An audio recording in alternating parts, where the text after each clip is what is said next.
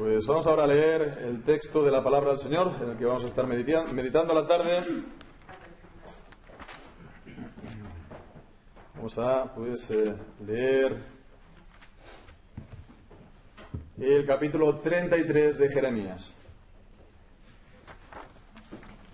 Jeremías, capítulo 33.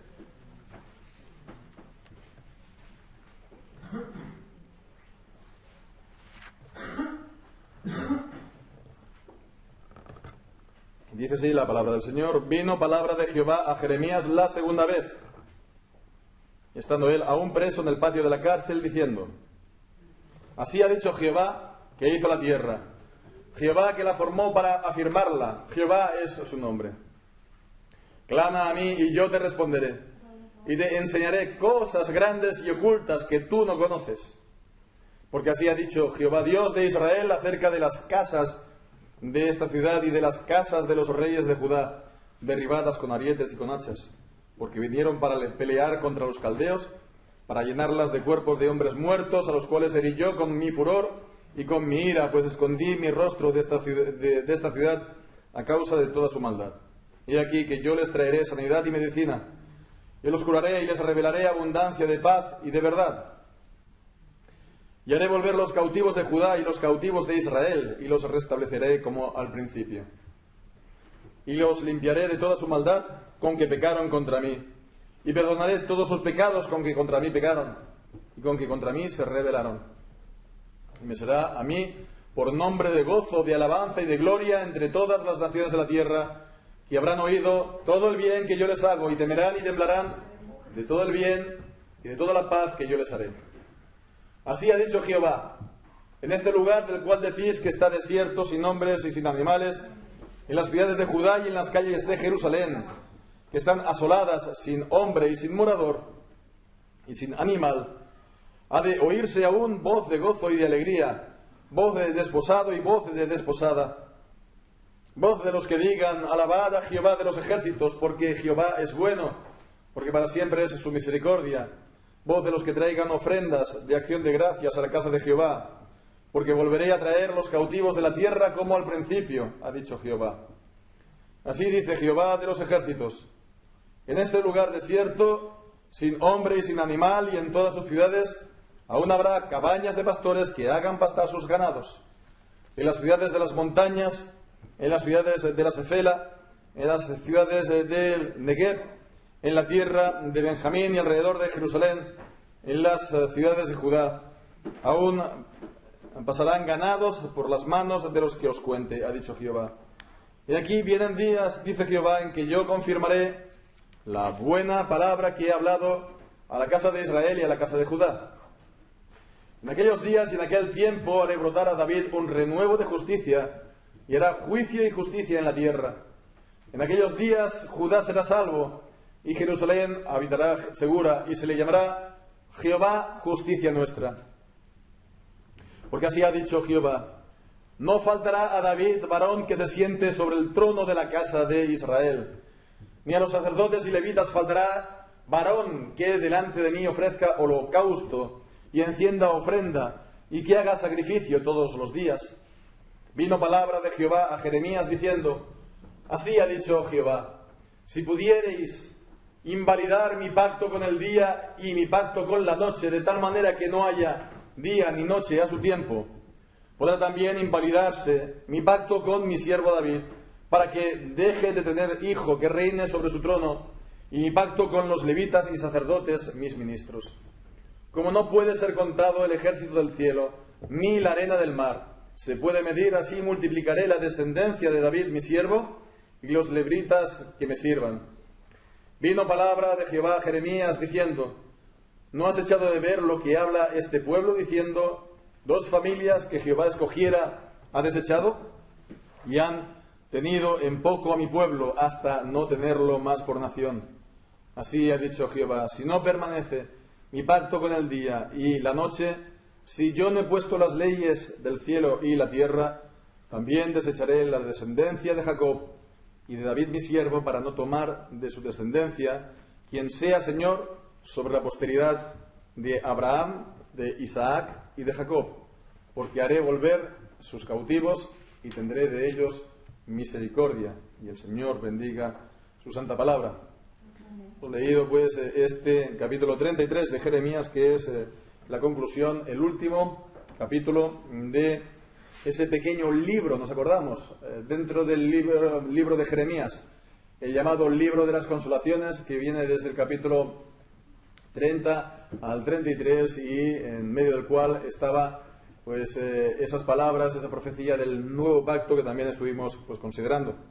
Entonces este es el final, estas palabras de consolación, de ánimo, pues a un juicio que estaba viniendo pero que todavía no había llegado, y ya le está, pues antes que llegue incluso el juicio, anunciando el consuelo de Dios de manera parecida a lo que hizo también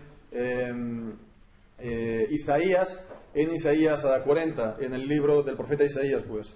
¿Qué es lo que encontramos entonces aquí en este capítulo? Pues ya de entrada podemos mirar en el versículo 2 lo que dice el Señor.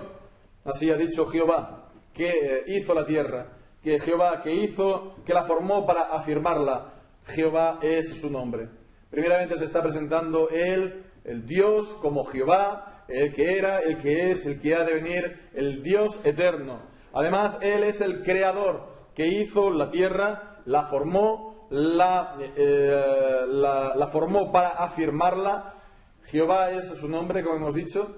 Entonces, aquí está hablando, se está presentando a Dios como el Creador. Vemos toda la tierra, es Dios quien la ha hecho.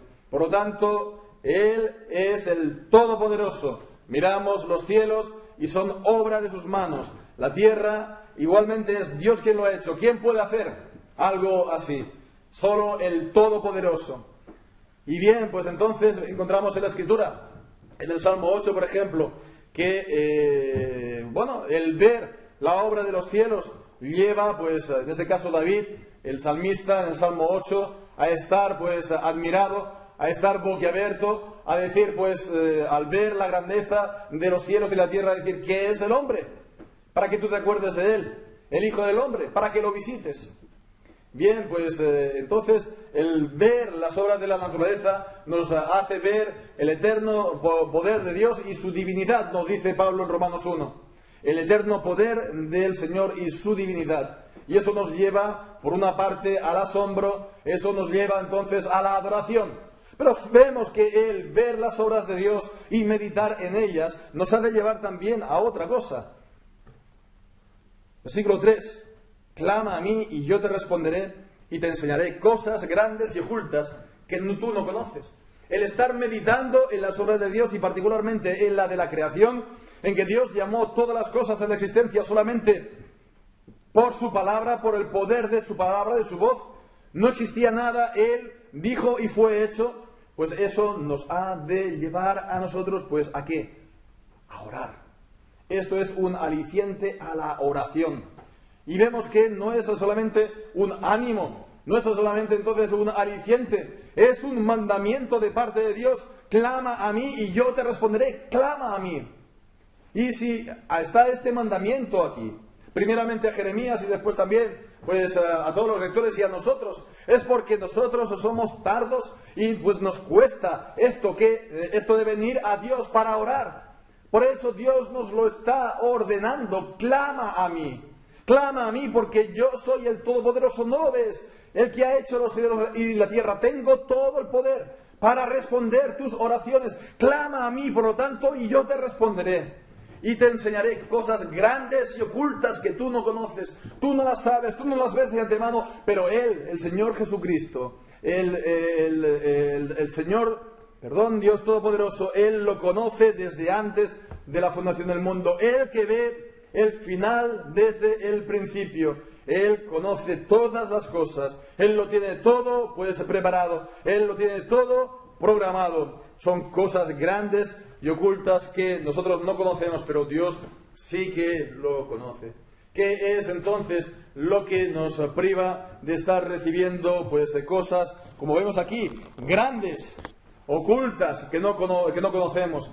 Pues muchas veces no será entonces nuestra falta de oración, que no estamos orando como debiéramos, y digo como debiéramos porque el Señor nos lo está ordenando. Oremos al Señor, busquemos su voluntad, porque también hemos de orar conforme a su voluntad. No podemos tampoco nosotros imponerle al Señor aquello que Él no ha previsto hacer, pero sin embargo podemos orar y podemos buscar la voluntad de Dios en oración. Y el hacerlo no será en vano. El Señor nos va a mostrar su voluntad de una manera o de otra. Nos va a mostrar cosas grandes y ocultas que a día de hoy no conocemos, pero que son ciertas en el Señor. Entonces es un ánimo, un mandamiento, el orar a Dios, pues sabiendo que Él es el Todopoderoso, el Creador. Y vemos pues que continúa a partir del versículo 4 con esta palabra de restauración. En el versículo 4 y 5 pues está hablando del juicio que vino, bueno, que todavía estaba por venir, pero era inminente, lo está hablando ya pues como sucedido. Así ha dicho Jehová Dios de Israel acerca de las casas de esta ciudad, de las casas de los reyes que han sido derribadas con arietes y con hachas, porque vinieron para pelear contra ella los caldeos, para llenarlas de cuerpos de muertos, etc. Todo eso pues vino no por casualidad, no fue un accidente, no fue algo que el Señor no controlase, porque dice que las cuales herí yo, dice el Señor, con mi furor y con mi ira. Lo hizo el Señor. El Señor fue quien lo hizo, aunque los instrumentos humanos fueron los caldeos. ¿Y cómo lo hizo el Señor? Pues dice, pues escondí mi rostro de la ciudad a causa de toda su maldad. Si el rostro del Señor hubiera estado vuelto a la ciudad, los caldeos no hubieran venido y no hubieran podido tomarla. Pero fue porque la presencia de Dios se retiró a causa de sus pecados y de su continua idolatría y rebelión, que Él se retiró y entonces, pues bueno, pues era vía libre para todos los enemigos. Si Él hubiera estado ahí, habría sido pues inexpugnable. Nadie la habría podido tomar. Él se retiró de ahí y pues cualquiera que pasara por el camino la podía devorar. Bien, pues fijémonos, ¿no? Pues la importancia de la presencia de Dios. Lo que decían los falsos profetas, de que la ciudad no sería tomada, de que la ciudad pues no sería entregada en manos de los caldeos. Lo que decían ellos era en parte cierto, porque si Dios hubiera estado ahí, si su presencia hubiera estado en la ciudad, si su rostro hubiera estado siempre velando por la ciudad, hubiera sido imposible. También ahí estaban las promesas de Dios, pero lo que no contaban era eso, que Él se había retirado por los pecados, que Dios es un Dios severo en sus juicios, que Dios es un Dios con el que no se puede jugar, que Dios, lo que nos dice la palabra, temible cosa es caer en manos del Dios vivo. Fue entonces, según la voluntad, que todo eso les iba a acontecer. Sin embargo, vemos, en el versículo 6 dice la palabra de restauración. He aquí, yo les traeré sanidad y medicina, y los curaré y les revelaré abundancia de paz y de verdad. De verdad, pues aquí también puede ser el sentido de fidelidad, la fidelidad del Señor. Y en el versículo 7 también, cómo los va a hacer regresar a la tierra, haré volver a los cautivos de Judá, a los cautivos de Israel. Vemos que sigue considerando pues a Israel como un conjunto, los 10 tribus del norte, también Judá y Benjamín, que estaban separados. Y las tribus del norte ya estaban pues idas, ¿no? Con lo cual, una vez más, así está pues hablando a el resto, el remanente de la ciudad, pero aquí también, sí, como siempre, se contempla el Israel de Dios. Versículo 8 también, la promesa de la purificación y el perdón de los pecados. Los limpiaré de toda su maldad con que pecaron contra mí, y perdonaré todos sus pecados con que contra mí pecaron y con que contra mí se rebelaron, y me será, versículo 9, a mí por nombre de gozo, de alabanza y de gloria en todas las naciones de la tierra. Fijemos lo que dice aquí en el versículo 9. Que habrán oído todo el bien que yo les hago, y temerán y temblarán de todo el bien y de toda la paz que yo les haré. Las naciones, los paganos, las naciones que no tienen a Dios, oirán que Dios está de nuevo otra vez en su pueblo, que los está bendiciendo, que los está guardando, y temblarán y tendrán miedo. Tendrán miedo, tendrán temor del Señor, de ver a Dios en medio de su pueblo bendiciendo. Fijémonos, ¿no? Esto es también un aliciente para nosotros, para andar de manera agradable delante de Dios, para que la presencia de Dios esté de continuo en nuestras vidas, en la vida de la congregación, en la vida de nuestras familias, para que la gente lo vea y tenga temor reverencial, de decir, Dios está en medio de ellos. El Todopoderoso que ha creado los cielos y la tierra con su poder todopoderoso, omnipotente, está en medio de ellos para protegerlos y para bendecirlos. Bien, pues fijémonos también en cuanto a lo que hemos visto en el versículo 8, esa promesa de limpieza y del perdón. ¿No es esto la limpieza y el perdón del Evangelio? ¿Cómo iban a ser ellos limpiados? ¿Cómo iban a ser ellos pues perdonados? ¿Por la sangre de animales? ¿La sangre de machos cabríos? Nos dice Hebreos que esas eran ineficaces para dar el perdón. Lo único que daba perdón, pues, y da perdón es la sangre del Señor Jesucristo. Primera de Juan, capítulo 1. Si confesamos nuestros pecados, Él es fiel y justo para perdonar nuestros pecados, y la sangre de Jesucristo, su Hijo, nos limpia de toda maldad. La sangre de Jesucristo, su sacrificio, su muerte en la cruz, es lo que nos da el perdón y es lo que nos da la purificación, la limpieza de nuestros pecados. No, pues, fue por los animales del Antiguo Testamento que ellos recibían el perdón ni la limpieza. Entonces era por el sacrificio del Señor Jesucristo, que todavía no había pues ocurrido, pero que iba a ocurrir en los propósitos de Dios.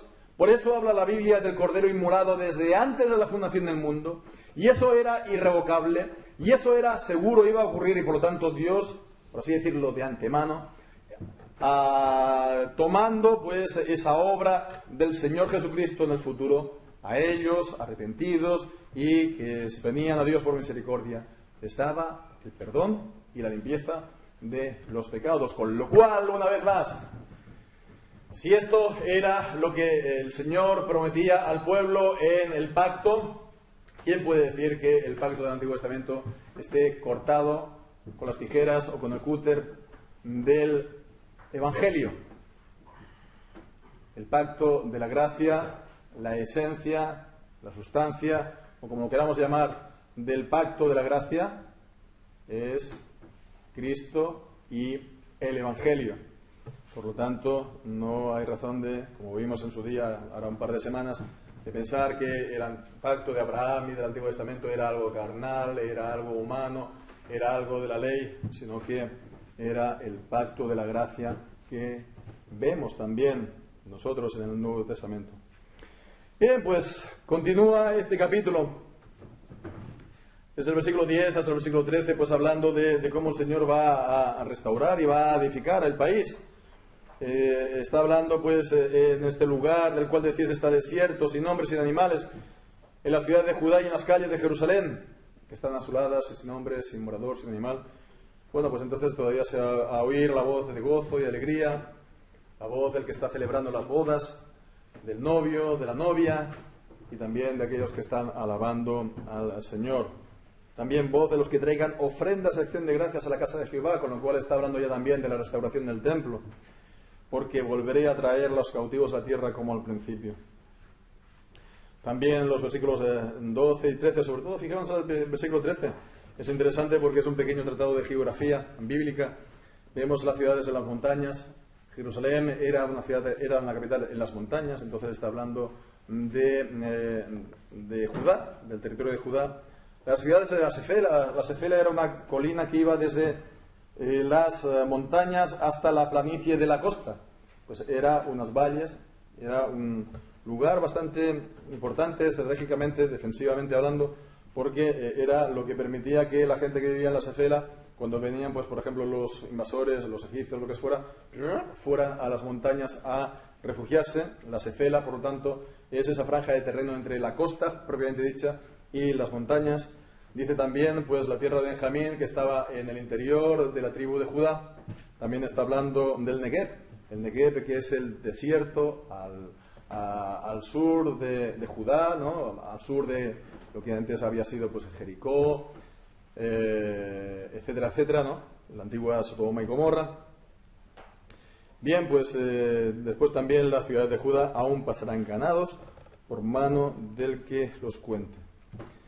Pues esta promesa de habitación, que el Señor iba a, pues, llenar el pueblo, a llenar la nación de habitantes, de gentes, y que estaría llenando de alegría, como ahí están también otras profecías parecidas en Ezequiel o en Zacarías capítulo 8, que el Señor, pues, iba a llenar de pobladores y de alegría las ciudades. Pero fijémonos, ¿no? Y con esto ya nos podemos detener hasta el final. Lo importante también de este pasaje es, de este capítulo que nos está hablando acerca del hijo de David que tenía que venir. Porque a partir del versículo 15 dice: en aquellos días, esta expresión que está hablando ya del futuro, los últimos días, en los tiempos finales del Mesías, pues dice que haré brotar a David un renuevo de justicia, y hará justicia y juicio en la tierra. Entonces vemos, está prometiendo un descendiente a David, el rey David, con quien Dios hizo un pacto, lo leemos en 2 de Samuel capítulo 7, que iba, pues, a sentar en el trono de Judá o de Israel, se iba a sentar siempre un descendiente de David. Siempre el trono de Israel sería ocupado por un rey descendiente de David. Y bueno, pues la monarquía de David, pues, se iba a cortar.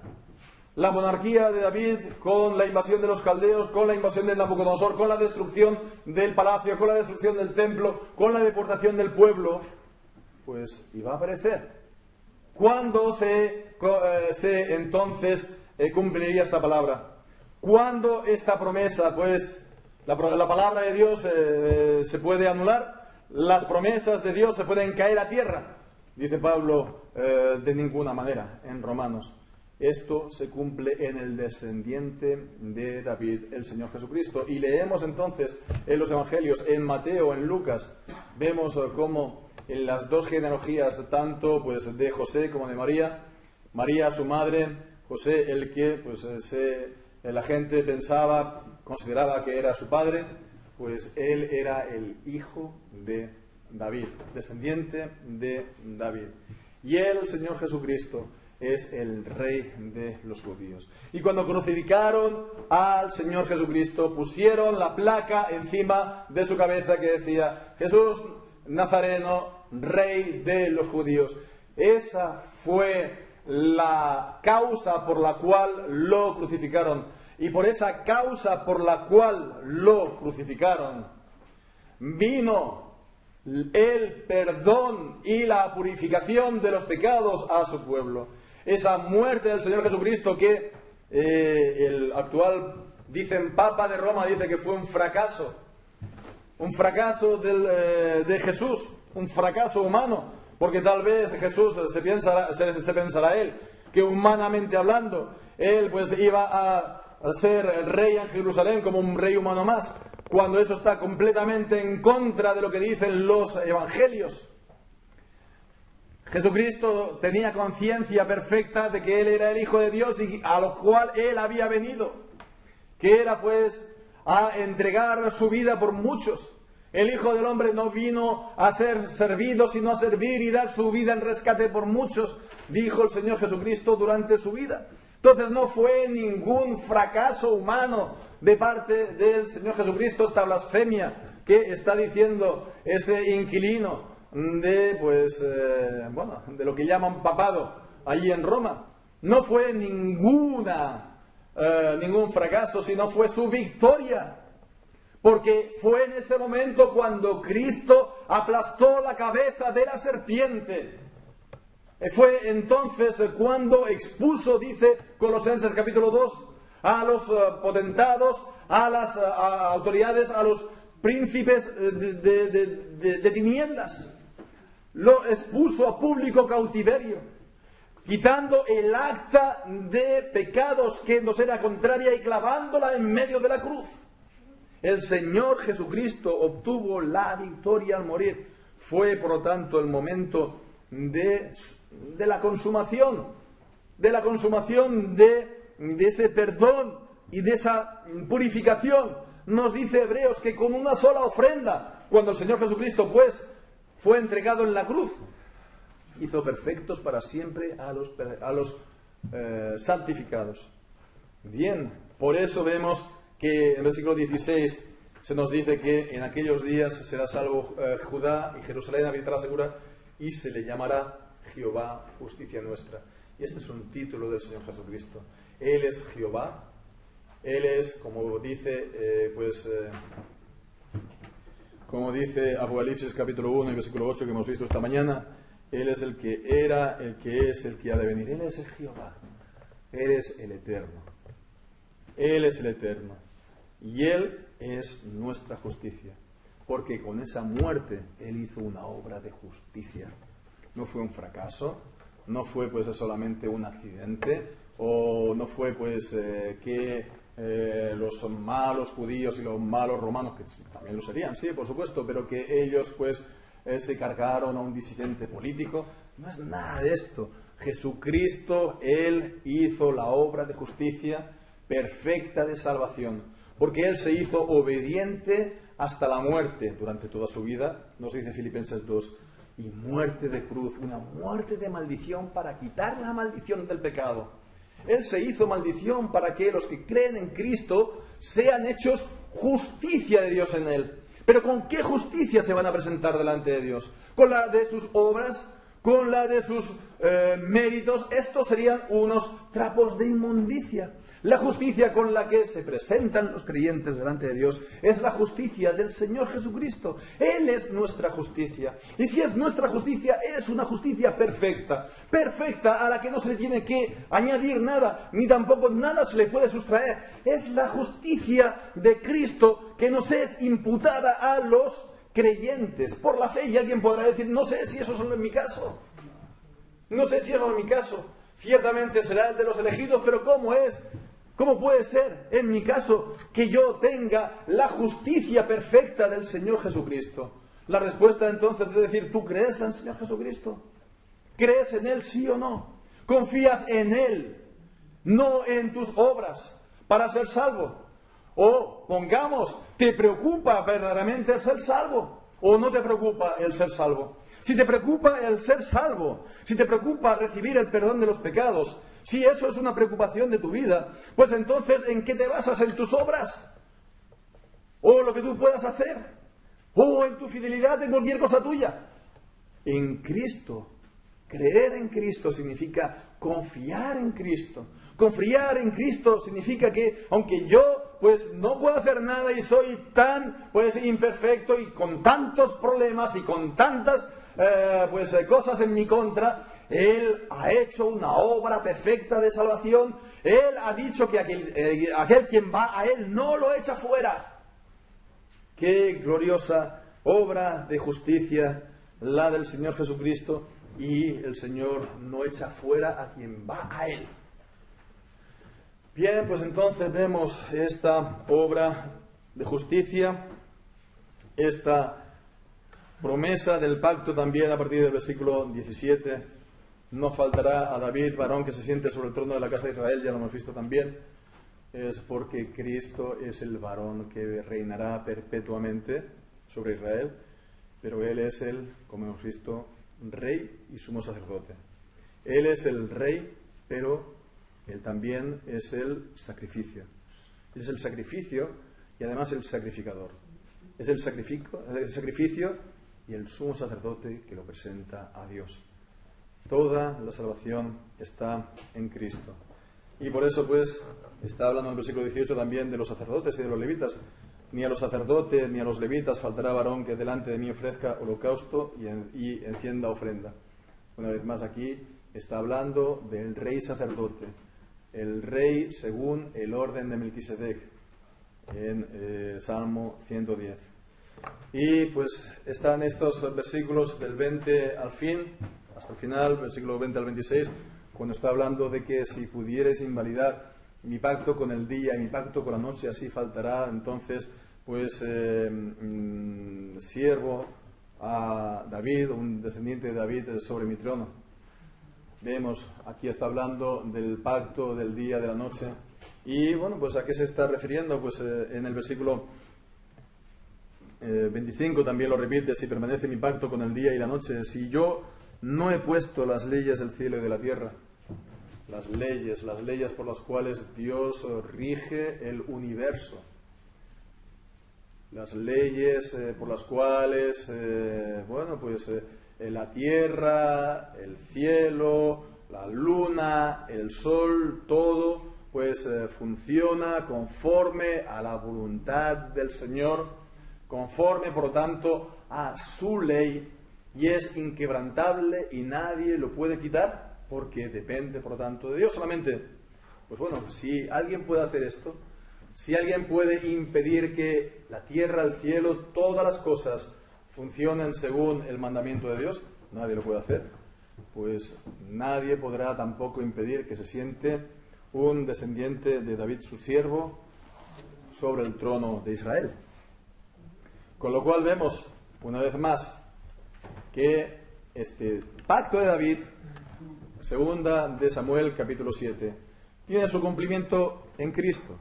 Este pacto de David, segunda de Samuel capítulo 7, es importante también en la teología de los pactos en el Antiguo Testamento, porque vemos que allí está el pacto que hace Dios con Noé, el pacto que hace con Abraham, el pacto que hace con Moisés, el pacto que se renueva con Josué, el pacto que se renueva también con Samuel, el pacto también que establece Dios con David. Y bien, pues ya veíamos hace un par de semanas, ¿no?, cómo pues se trata y se considera estos pactos en el Antiguo Testamento. Estos pactos en el Antiguo Testamento por parte de sectores que se consideran reformados, aunque sean pues bautistas, ¿no?, que piensan que eso no tiene nada que ver con el Evangelio, una vez más. Y bueno, pues ¿cómo va a no tener nada que ver con el Evangelio si es que se cumple en Cristo? Entonces vemos que los pactos del Antiguo Testamento pues tienen la misma sustancia, tienen el mismo meollo, tienen el mismo tronco, tienen pues la misma sustancia, esencia, la misma palabra que nosotros, pues veamos mejor comprendamos. Es, en definitiva, el mismo pacto, aunque administrado de manera distintas en el Antiguo Testamento y en el Nuevo Testamento. Y eso es así, por lo tanto, porque vemos el rey David, por lo tanto, y su descendencia, esas promesas hechas a David y a su descendencia se cumplen en el Señor Jesucristo. Y dice que es imposible que Cristo, por lo tanto, el Hijo de David, falte del trono sobre Israel. Es imposible que el reino de Cristo, que es la Iglesia, se quede sin rey. Es imposible que Cristo no reine ni gobierne sobre su Iglesia. Es imposible que la Iglesia se quede sin cabeza. En los reinos humanos, los hombres pudieron cortarle la cabeza a su rey. En el reino de Dios es absolutamente imposible y nadie puede cortarle la cabeza a la Iglesia. Es absolutamente imposible. Cristo es la cabeza del pueblo. Cristo es la cabeza de su pueblo. Cristo es el rey de su pueblo y nadie lo puede impedir que Él gobierne en justicia y juicio para siempre, que Él los guarde y los defienda, pero que Él envíe juicios sobre ellos si no se ajustan a sus leyes, porque Dios, a quien recibe por hijo, le da también castigo. A quien no guarda su palabra, el Señor lo disciplina para que pues participen de su voluntad, de su santidad. Así pues es imposible que así sea. Lo que hemos entonces de hacer es someternos a su gobierno, al gobierno del Señor Jesucristo, cumpliendo su palabra y sus mandamientos. Si somos verdaderamente sus discípulos, guardaremos sus mandamientos. Si somos verdaderamente sus discípulos, por supuesto, seremos pues esos pámpanos unidos a la vid, que están recibiendo la misma savia y por lo tanto dan buen fruto. Pero también si somos verdaderos discípulos de Él, por amor a Él, estaremos guardando su santa palabra. Y de esta manera, pues, recibiendo también su bendición. El Señor Jesucristo, el Hijo de David, el Rey sobre Israel, Él, la justicia nuestra. A Él sea la gloria por los siglos de los siglos, juntamente con el Padre y con el Espíritu Santo. Amén.